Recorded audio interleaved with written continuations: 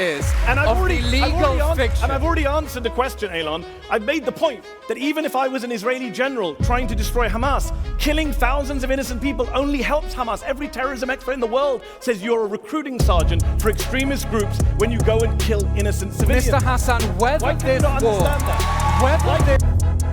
Pretty simple. I mean, you don't have to be some sort of rocket science to understand that. You don't need to read hundreds of books to understand just the basic of human nature. Oh my goodness. I honestly haven't seen a debate this good in a long time. I think the last time I've ever got this excited watching a debate was maybe Ben Shapiro and Destiny. Maybe, I think, maybe, yeah. This debate, and yes, I'm a nerd. I love watching debates, even though sometimes they can, and more likely are disingenuous. People who don't want to admit that they're wrong, or they're kind of gaslighting or kind of extending the truth to kind of benefit their argument, just for the sake of, like, I won the debate, which that's the part I do hate.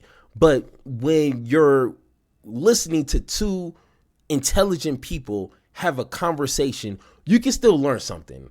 And even if you are on one side or another in that debate, you can still kind of understand what the other side is saying. And if you're trying to be honest with yourself, you will take those questions or those statements and try to answer it that yourself. You know what I'm saying? So that's why I kind of do like debates, for all the stupid stuff that they do offer. But this one right here is, I hope I'm pronouncing this right, Mehdi Hassan versus Elon Levy on Gaza. And it's not really the history of Gaza. It's more October 6th and moving forward, kind of what has transpired so far and kind of the details within that. I have been reading, and I should be finishing this book tomorrow, with Mark Lamont Hill talking about the history of the whole Israel-Palestine conflict. And, trust me, I got 3 more books this month, and I should be pretty well diverse in at least having a pretty simple, basic level conversation. And I'm not just like some idiots who are just, regurgitating stuff they heard on the internet. Like, I don't want to be that guy. So let's go ahead and get into this. And like always, I'm not going to go through the whole hour 16. If you want to watch it, like, here is, his information, right there. Go ahead, watch it. I'm just going to kind of go through 3 moments I think were extremely hilarious and informative at the same time. Because trust me, they're not holding nothing back. Like, this was a crazy debate. And I mean, like I said, I've learned something, and, some things I do need to research myself on both sides. But nevertheless, very interesting. So let's, I didn't mark what they're going to talk about. So, like, this is kind of the first time I'm watching it. And again, it's not what we're about. Elon, I heard you in your opening statement say that the only moral response was for Israel to try to take Hamas down and to get the hostages home. I heard your opponent say that the manner in which it's happening is just enormous overreach with enormous consequences for an enormous number of people that he would certainly say, and I think a number of others would agree, are innocent people, not all of them, but some of them, and that represents an unjustifiable response. What we're talking about, it seems like, is proportionality. And I want you to address the issue of proportionality. This has been calculated in a number of ways. People have said that, as you said, it was the worst terrorist attack since September 11th, 2001. But others would say that the number of people killed on both sides is wildly out of balance and therefore disproportionate. There's an issue to be discussed here. There's a principle to be discussed here, and that's proportionality. And what, in your view, justifies the proportionality that Israel has stepped up to in its response? And again, because I want things to move back and forth, I'll probably jump in on you after about 90 seconds, just so you have a sense. Israel's response is proportionate to the threat that we face, which is the threat of annihilation. After perpetrating the savage atrocities of October 7th, the first thing Hamas did was deny that it did them. The second thing that it did was to threaten to do it again and again until Israel is destroyed. That is what is at stake. If this war ends with Hamas free, emboldened, and empowered to perpetrate more October 7th massacres, thinking that the world will keep saving it from the wars that it started. Now, proportionality is a term in international law. It doesn't mean that if they kill 1,000 people, you kill 1,000 people and call it quits. It means that for each strike, the anticipated collateral damage, the damage to civilians, cannot be excessive to the anticipated military goal. And your argument is that that has been the principle Israel has observed? Every military expert who has observed Israel's military efforts, including just recently in the Times, the Deputy Supreme Commander of NATO, has said that Israel is fighting in the most complicated urban battlefield that the world has ever seen, and he's satisfied that its rules of engagement and standard procedures are at least as rigorous as the UK and other Western allies. That's the former Deputy Supreme Commander of NATO. Mehdi. So I actually want to agree. I want to agree with something Elon said. Proportionality is a difficult subject, and we shouldn't talk about this in abstract. X number here, Y number there. Let's talk specifics. The problem with a lot of spokespersons of Israel, they want to talk in abstract. I want to talk in specifics. So if we talk about proportionality, we talk about discrimination, we talk about war crimes. Last October, shortly after October 7th, Israeli forces struck a 3-story residential building in Gaza City. They killed 15 members of the Al-Dos family, 7 children. According to Amnesty International, the survivors say no warnings. Elon told us there were warnings. No warnings were given to evacuate. Amnesty found no evidence of any military targets in the area, and Israel to this day has offered no explanation for that strike. So for the dead Al-Dos family members, Elon, can you tell us why they were killed? All right, so a few things here. What Elon was kind of expressing, I do understand. I'm not going to pretend and sit here like I don't understand that, you know, a country has its rights to defend itself and at least try to neutralize the enemy to where they can't continue to attack. Like, I understand, like I don't understand, but I generally understand that statement. But I think what people are extremely upset at, and, you know, like, and it's understanding why people are upset. And I was trying to look up some numbers, and I hope this is pretty accurate. But since October 9th, let's see, August 16th, and this was, you know, a few months ago. So at least over 40,000 Palestinians have been killed. 40,000, not 4,000, 40,000. And I think the numbers were that, you know, the Hamas killed and captured in terms of when they attacked Israel was like 2,000, give or take a couple hundred. But those proportions is off the charts. Like 40,000, you can't defend that. You can't say, hey, 40,000 plus people have died, but like, you know, 30,000 of them was Hamas. Like, you can't prove that.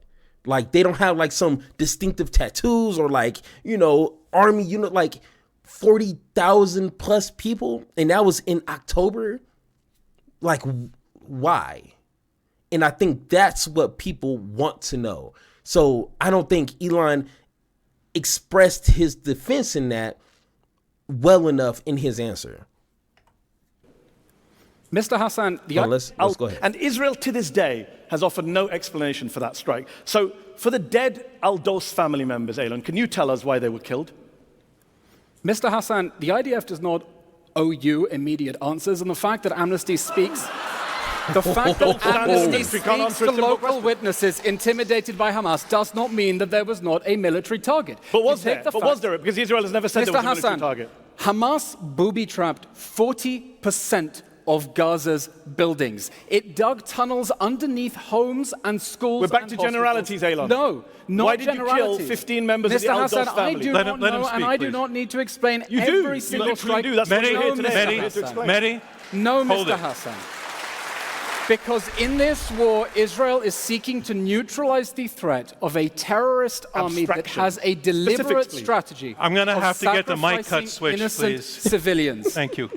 Sorry, go ahead. I like this moderator. Hamas has a deliberate strategy of sacrificing its innocent civilians, and this is a strategy that you are enabling by always deflecting blame onto Israel instead of considering the real question of why Hamas built its military assets into civilian areas. Under international law, Israel is obligated to give precaution where those feasible precautions are possible. Okay, and it has done that by let Mehdi come in, please. urging I need to say two things. And just to add in my 2 cents, I know you guys want me to just keep, but guess what? This is my video, okay? This is my channel. I do as I wilt, you know?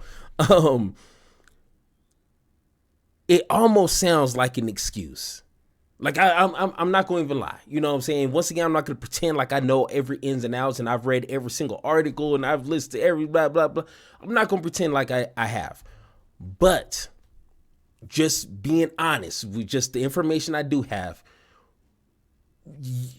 unless there's infinitive proof that there's tunnels, which once again, like, okay, boogie traps, like, I mean, got you. But how does that mean you level an entire area? Like, not like destroy a building here and there. Like, if you've seen some of the damage, it is incredible. Like, it seems like something you would like see in a video game. Like, they leveled entire cities in the areas already condensed. It's not like this is like the United States where it's just so much real estate. Like, it's a small area. I think they said like the size of New Jersey or something. Like, I don't know. It's a small area. So to flatten, it's kind of crazy. And then 40,000 people, like, who's in these tunnels? Is all of Hamas in these tunnels and you just need to desecrate every single block and schools and hospitals and apartment buildings and cemetery? Like, do you need to level everything? Like, it's just weird to me. Like, that's not an efficient answer. That's not answering the question. So, yeah, you kind of missed that one. Things to be clear. Oh, David, they're cheering for me. Thank you.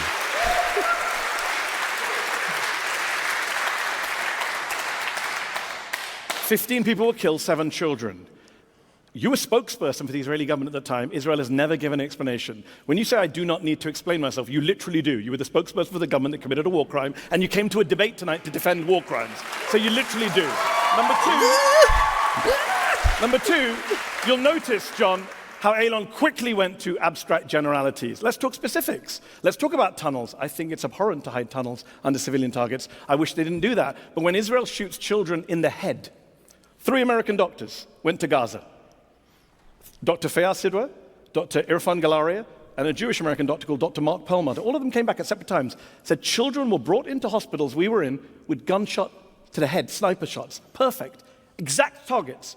There is no tunnel that justifies shooting toddlers in the head. Israeli snipers. Or you can tell us. And once again, like, sometimes, you know, anecdotal, like, evidence or conversations, like, sometimes that doesn't explain the entire, you know, situation. But I would like to hear Elon say, hey, if that did happen, I would have to, you know, double check that, you know, that situation. But if it did happen, I condemn it. That should not be happening. And whoever's doing that or whatever, they need to be held responsible and justice needs to be served. Boom, right there. Like, you can easily walk out of that you know, box that Hassan is putting him in. But once again, he's in a debate. He can't admit no faults or anything similar to that, or he's going to at least seem like he's losing the debate, which once again, that's stupid to me. That's why. You can defend that. Mehdi, Mehdi, forgive me for going abstract, but I do want to go to some principles here. So you are listing a number of specific yes. Incidents that you feel cumulatively add up to a very, very much an overreaction. War crimes, John, not an overreaction, war crimes. All right, you call them war crimes. Not so much in the abstract, but what would have been an appropriate response to what happened that would not cross the line to proportionality? It's a good question. And once again, I'm pausing the video because I got my own 2 cents. All right. This is a question that I've asked myself since I've kind of been following, the whole situation. And that question I honestly can't answer. Because once again, unless Hamas is really distinctive uniforms, or you can't really, engage in that unless, once again, what capabilities your army has or your military has, then you could probably figure out some ways. But that's always been a good question. How would you approach that situation? So let's hear what Mr. Hassan has to say. It's a great question. So I'll answer that in 2 ways. One is, I'm not someone who has ever, and you can look at my record on this, whether it's the UK, the US, both of my countries, I'm American, British. I've criticized targeted assassinations, even by the US and the UK. I'm the loser, and people in New York, there's going to be an unpopular statement, who says that people like bin Laden should be tried, not assassinated. That's who I'm, a stinking liberal. But given we live in a world where America, Britain, Israel, multiple countries, India is now accused of targeting its enemies, killing its enemies, you could have tried to take out the leaders of the group without wiping out the entire place. I find it interesting that Israel, hold on. I find it interesting that Israel was able to pinpoint kill Ismail Haniyeh in a house in a foreign country. But when it comes to Gaza, when it comes to the Gaza Strip, they had to wipe out the whole place. They had to reduce it to 42 million tons of rubble. And one final point, I just got on factual points. Elon, they're not your neighbors, they're people you occupy, just to be clear. Oh my God. Hey, when I heard that, shots fired. If this is a debate, you're losing it. Just off that, to put that in context, and like I said, you got to watch the whole entire thing. But Mr. Elon, he lives in Israel, or at least he did, and he was calling the Palestinian people his neighbors, which at first thought I didn't have any issue with that, but the way that Hassan just put that in better perspective is those are not your neighbors. Those are people you're occupying. And it's that makes sense. Hey, don't try to fool me here because you calling them your neighbors. Let's be honest. And honestly, you don't occupy your neighbors. I live in an apartment building. I'm not occupying my neighbors. That's not how that works. You know what I'm saying? So, but back to the subject here. He makes a good point. This is 2024. If we was able to find Hassan Hussein and all these other terrorist people who have been taken out, which I don't know everyone. I don't have a whole list. I don't keep a diary of all the people who's been assassinated. That's a little weird. Why can't Israel, in all their military might, I think they're second behind the U.S. when it comes to military might, at least second or third, but they pretty gangster. Why do they gotta just level the whole place? Why? It seems a little weird, I'm hoping you'll let point number 2 slide and please take on point number 1. Mehdi's saying that there would have been a self-defense response that he feels might have been more appropriate, that he also feels would have been within the capability of the Israeli military. What's your response to that? No, just the general pattern of argumentation we're seeing here. Gosh, October 7th was terrible. Hamas shouldn't have done that. Gosh, Hamas built tunnels under schools and hospitals. It shouldn't have done that. The question is what Israel may legitimately do once No, that's not the question I asked you. No, but I'm explaining. It's what you did. And his response. It's what you did. And Mr. Hassan's response is, well, if Israel could take out a terrorist leader thousands of miles away who wasn't expecting that he could be targeted, surely it can reach the terrorists who are hiding inside a bunker under a hospital, probably surrounded by hostages as human shields. Hamas rigged the battlefield. Hamas rigged the battlefield to shield its military assets under civilians, and it left Israel with no option of getting to those leaders. Okay, no option, no other option. No option is what your opponent is saying. So first of all, as we've discussed, and I'm here all night, Elon can take his time, they killed 15 members of the Doss family, 7 children. We can continue this at the reception afterwards if you want. And I'll happily ask you, why did government that you served in kill 15 innocent people in an apartment building? Hold on, this is very important, because there's no evidence Hamas was there. He's not even tried to make that claim. Mehdi, just in the interest of time, you've asked it. It's become a rhetorical question. It's crucial to the argument. He's saying there was no. When he says there was no other option, what is your response to that? Well, no one in the world agrees with that. That's why Israel's become a pariah in the world, because even what was the option, Mr. Hassan? Even Joe Biden, the most what does October 7th justify? I already answered that question. Even Joe Biden. All right. So once again, I can get caught up into this whole conversation, but let's just skip a few minutes here to the next question. Point though, where even Israeli military officials are saying it can't be destroyed.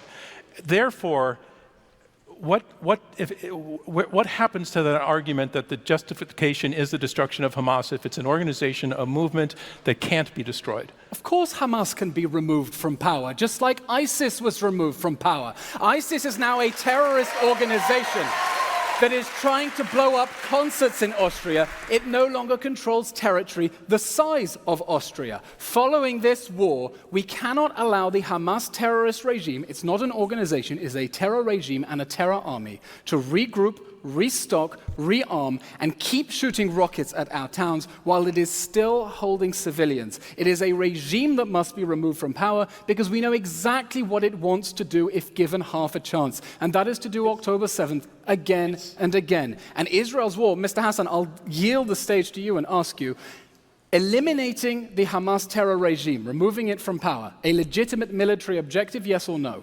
Of course it's a legitimate military objective for Israel. And that's what I quoted the ICC chief prosecutor saying, but you're doing a very bad job of it. What's interesting? Do I understand that after October 7th? What John do I understand? No, because I want to clarify and understand we're on the same page. You want to clarify, the guy who can't answer why you killed 15 civilians. No, I want to understand that we are on the same page. Do you agree that I'll answer your questions when you answer mine. It was legitimate for Israel to remove the Hamas terror regime in order to prevent another October 7th? It's a yes or no question, Mr. Hassan. No, it's not. It's a loaded question. I'm going to say it was legitimate for Israel to defend its citizens inside of Israel. It's not legitimate to occupy Palestinian territory for decades on end. And let me answer. Can I answer what you came to me for? If I can rebut, let me answer John's question. And just to add, because I know you guys are dying for my opinion on this. Like, trust me, I see you sweating, saying, "Hey, pause the video and talk to us." From what I known, and once again, if I'm wrong, let me know in the comments. But you know, Hamas was voted in. They weren't like ISIS, where they kind of took over and like established their own type of, you know, militant like operations. Hamas was voted in, like government voted in. So I don't know what Elon is like trying to like pivot to, but at least from the information that I've gathered, and once again, if I'm wrong, let me know. I'm still kind of reading upon this. They were voted in like what, early 2000s, you know, so it's a different feel, you know what I'm saying? So Elon, you've had about 2 or 3 minutes in a row. Go ahead, You asked a very interesting question of Elon. You pointed out that he keeps saying, notice the sleight of hand. You said that he said, and he said it many times, not just here, Hamas should be destroyed. When you asked him, Israeli military experts in general say it can't be destroyed. Notice what Elon said? He said, remove from power, quickly move the goalpost there, because he knows that Hamas can't be destroyed by these means. In fact, the former head of Israel's military, said from let me finish my point. Beginning. The former head of Israel's military, who was a member of Netanyahu's war cabinet, he said earlier this year, quote, anyone who says you can destroy Hamas is telling tall tales. So it's not me calling Elon Levy a liar. It's the former head of the Israeli military. Mr. Hassan, from... once again, and I've had this weird argument with somebody in my comment section for whatever reason. I don't know why I keep falling for that, but you cannot kill an idea. Yeah, it was the Bill Maher. He said that to I think it was the guy who played in Waterboy. Yeah. I don't care how clever you word that. You cannot kill an idea, and especially if you're continuing to occupy and treat people with the lowest of lowest living standards for decades. You have to expect for them to at some point retaliate. That's just human nature. And I'm not saying what Hamas or whoever did was correct, but it's like, if you kill all of Hamas and plus 30,000 something people, you are only feeding into that. Those people who are remaining, they're not going to be like, hey, Israel, they too gangster. They killed half my family, my friends. They destroyed where I was, or at least was living. I will never return back to where, we once came from. Yeah, I'll just go out to wherever and kind of just live no, they are going to hate you. Not because of, your religion, your beliefs, what happened, 100 years ago. They are going to hate you for killing their family, innocent family. Like I say, 30, 40,000 people is way too much. You're going to continue that hatred for you. And like I said, it has nothing to do with religion. You do something to my family, I don't care what religion you are. I don't care what race you are. I don't care what political party you are. I'm going to hate you. That's simple. So you can't kill that. Just like with the civil rights movement, they killed Malcolm X, they killed Martin Luther King, and a lot of our leaders, but they couldn't kill the progression. They couldn't kill the spirit of black folks wanting to make America great. That's weird to say, but you couldn't kill that. You have to kill every single black person.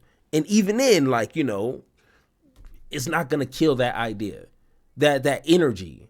You know what I'm saying? So history proves that.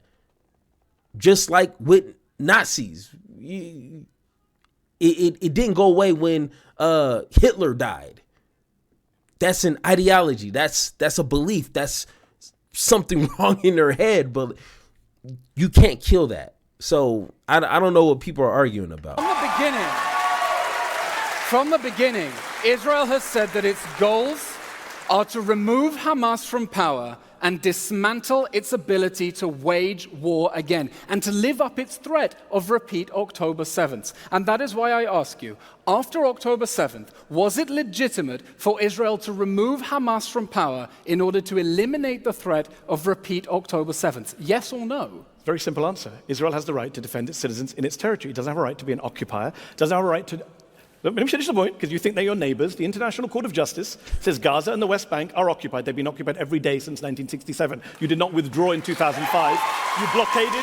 I'd like to explain what the purpose here is of the legal fiction. And I've already answered the question, Elon. I've made the point that even if I was an Israeli general trying to destroy Hamas, killing thousands of innocent people only helps Hamas. Every terrorism expert in the world says you're a recruiting sergeant for extremist groups when you go and kill innocent civilians. Mr. Hassan, Pretty simple. I mean, you don't have to be some sort of rocket science to understand that. You don't need to read hundreds of books to understand just the basic of human nature. Like, that's not hard to understand. Now, of course, you could try to, this and this. You kill dozens of hundreds of innocent people. That's not going to end well. It may not be next year, 5 years from now, 10 years from now, but that stays with people. Like, you can't just kill 40,000 of their people and expect for people to just bow down and just no, That's not how life works, you know. Let's go to the last one, 53 minutes. Let's see. Boom, right there. Monolithic in their own views. I first want to go to Peter Beinart. He's a journalist who's written for Time, the New York Times, the Atlantic. He's former editor of the New Republic and editor at large of Jewish Currents.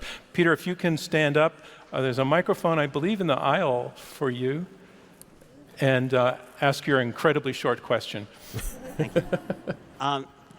Elon, you suggested that the goal of the war was to depose Hamas from power, but on October 11th, Benjamin Netanyahu said the goal of the war was to destroy Hamas. On October 12th, Yoav Gallant said, the defense minister said the goal was to wipe it from the earth, because I think they understood that even deposing Hamas would not necessarily make Hamas less of a fearsome threat. The Taliban didn't become less of a fearsome threat to the United States once they stopped holding power. Saddam and his forces didn't become less of a fearsome threat once they no longer held power. They recognized that winning this war meant destroying Hamas. And yet your own former colleague, Daniel Hagari, Peter, the IDF spokesman, said it's not possible. To be clear, I'd like you to be on the record. Do you think it's possible to destroy Hamas, or were Netanyahu and Gallant wrong? I believe it is possible to remove the Hamas terror regime from power. Whether leaders used belligerent rhetoric that exaggerated the goals of the war. No, look, Hamas needs to be destroyed. It's an idea. Some ideas deserve to be destroyed. And all right. Oh, shit. whether that idea is destroyed or not depends on the lessons that the people of Gaza take from this war. Will they conclude that terrorism is a dead end, that their leaders have repeatedly led them into disaster after... Oh, that just sounds crazy. And that's what they call collective punishment. Like, he said this, if the Palestinian people learn their lesson, what is that supposed to mean? Because Hamas and the Palestinian people are two totally different people here. And like I said, some of the information that I was informed of is the people, you know, because the life expectancy is low. You know what I'm saying? So a lot of the people who are now or were in Gaza weren't even born or old enough to vote Hamas in. So it's like you're killing all these people and trying to teach who a lesson? That does not make sense. You definitely can't square that circle. It's not gonna work. And two, the rhetoric of some of these people do matter, because once again, some of the articles, some of the things that I've been reading about Benjamin Netanyahu, I'm pretty sure I'm butchering that name. He's been for years saying some crazy rhetoric about the Palestinian people. And I wish I would have had some of these articles up. But he is not the person that should be in charge of this conflict. Not the person you want to trust in trying to neutralize Hamas in their organization, whatever you want to call it. I wouldn't trust him to be that guy calling the shots. You know what I'm saying? Because people like Benjamin Netanyahu, whatever his name is like a hammer, and every Palestinian, unfortunately, is a nail. And he only has one job. Is hammer, hammer, hammer, hammer. That's it. So you can say the rhetoric doesn't matter, blah, blah, blah, blah.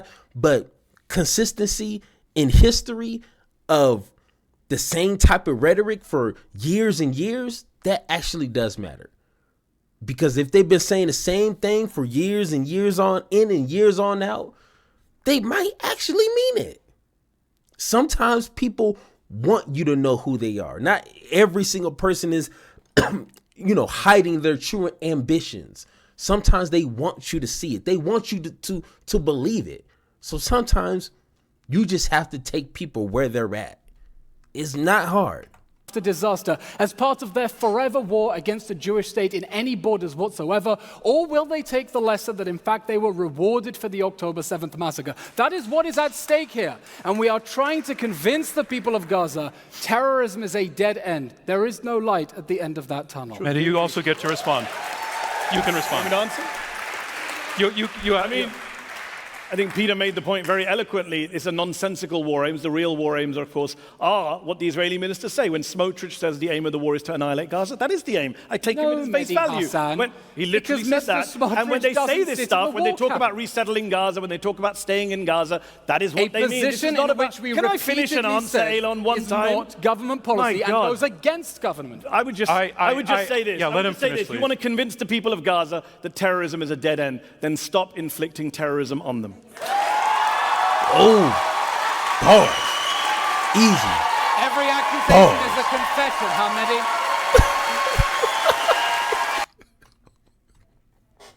Mehdi? He just rolled his eyes. You know you lost. You know you lost an argument when you just like kind of just roll your eyes and I'm not good at rolling my eyes because I'm a man. Okay, men don't roll their eyes, but. Like I say, this is an hour, 16 minutes and 44-second video. Go ahead and watch it so you can get the full immerse feeling of that debate. And, from the beginning, it was just on fire. And I love that mediator because he shut them up when they started over speaking each other. Like, I wish he would moderate like a lot of these presidential debates because he wasn't playing it. You know what I'm saying? But my overall kind of feel of this debate was, yes, Mehdi Hassan is gangster when it comes to these conversations. He knows this stuff. You don't play with that guy. You know what I'm saying? I would love to see him debate someone like a Ben Shapiro because honestly, Ben cannot handle someone like Mehdi without a doubt. But there's some legitimacy arguments that, of course, Elon, I think that's how he was pronouncing it. When it comes to you have to defend yourself, even as an individual or a city or a country. You have to defend what's yours. I get that. War, unfortunately, will cause innocent people to die. I get that. You have to neutralize. Get rid of the enemy who wants to continue to, bring, death to you and your people. I get that. But you need to have the right people in place to resolve this conflict and not kill innocent people on a large scale. Like I said, these numbers was in October of this year. August. Not October, August. It's not even October yet. August 16th, 40,000, more than 40,000. That is unacceptable. I don't care what you got to say. I don't care this and this or whatever. 40,000 is way too much. What's a percent of that is Hamas? You don't know. I don't know. How can you tell? You know what I'm saying? Well, they're pulling the bodies out the rubble and be like, oh, he's wearing a uniform. This is Hamas. Like, you can easily justify anybody as Hamas. During this argument, Hassan, he explained that Israel was bombing cemeteries. Okay, was there tunnels in Hamas in the cemeteries? They're bombing refugee camps. Once again, is Hamas in there? Or are you just assuming? Where's the evidence? How many? How come we couldn't just take them out? Did you have to bomb the whole place? Like, it just doesn't make sense. And I know not everything is as simple as what we want it to be, but sometimes simplicity is key. Not everything has to be overcomplicated. No. And you can't just bomb your way to a solution. You can't do that. I mean, we shouldn't. I mean, we're humans, you know what I'm saying? But once again, if you think I'm wrong, if you think, Israel should just bomb their way, into, security, let me know down in the comments down below. And like always, let's have that conversation.